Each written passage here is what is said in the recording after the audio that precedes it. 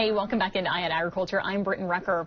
Farming, no surprise, has changed statistically. We're joined now with Ashlee Westerhold, Director of the Office of Farm and Ranch Transition at K-State, to walk us through some of the changes that we've seen. Ashlee, what are some big stats that kind of keep changing for the Kansas farmer?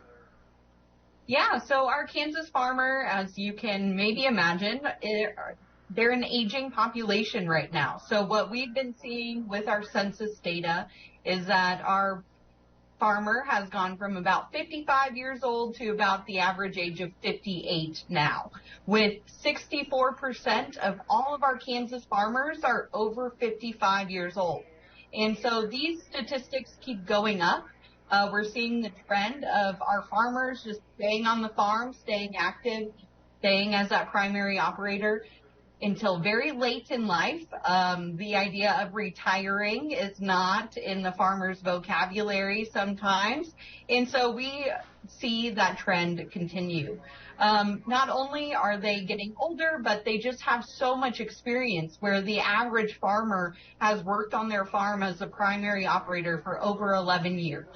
And that is just the average. I would say 76% of our farmers have worked on their farm as their primary operator for over 11 years. So the idea of transitioning in my office, it really comes into play because we are seeing that aging demographic with all of this knowledge that just continues to go up in age.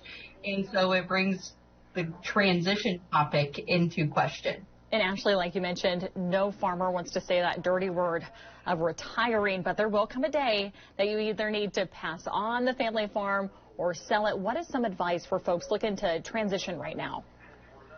I would say start as early as you can, even if you are not 55 years old and you say, I don't plan on retiring.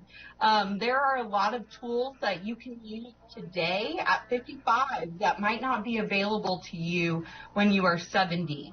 And so start as early as you can, follow through on some of those promises or some of those plans that you had.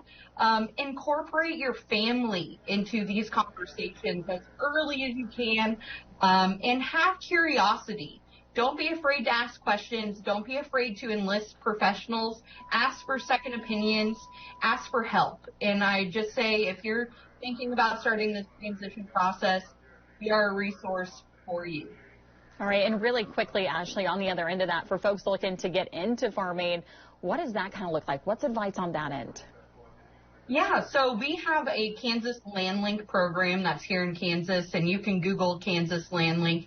We are providing opportunities for young beginning farmers and ranchers to meet up with retiring farm owners and operators that do not have someone interested in coming back. So my office not only provides that land link, but we have beginning farmer rancher trainings, some that are online, some that are on K-State campus. And so we are trying to provide a variety of resources for those beginning farmers and ranchers who might not have that 11+ year experience that most of our farmers do have. Awesome. Well, Ashlee, thanks so much for coming on and chatting with me. Everyone stick around. Eye on Ag. We'll be back after the break.